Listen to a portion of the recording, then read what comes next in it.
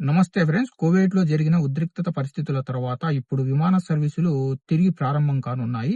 అవును friends, Kuwait international ఎయిర్‌పోర్ట్‌లో recovery పనులు వేగవంతంగా కొనసాగుతున్నాయి.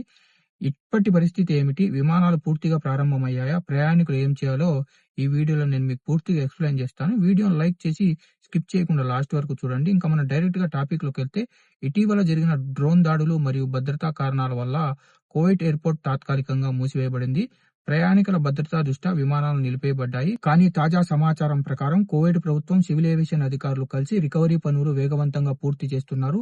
Director general of civil aviation ప్రకటన ప్రకారం విమాన సర్వీసులు దశల వారీగా ప్రారంభం కానున్నాయి. మొదటి దశలో 30% విమానాలు, రెండో దశలో 60% విమానాలు, మూడో దశలో పూర్తిస్థాయి విమాన సర్వీసులు కువైట్ లో ప్రారంభం కానున్నాయి. అంటే ఫ్రెండ్స్, ఒకేసారి అన్ని విమానాలు ప్రారంభం కావు, కొంత సమయం అయితే పట్టే అవకాశం ఉంది. ఇంకా ఆల్రెడీ టికెట్లు బుక్ చేసుకున్న ప్రయాణికులు ఏం చేయాలంటే, మీ ఫ్లైట్ స్టేటస్ ఎప్పటికప్పుడు చెక్ చేసుకోండి. ఎయిర్లైన్స్ నుండి SMS లేదా ఈమెయిల్ అప్డేట్లు గమనించండి.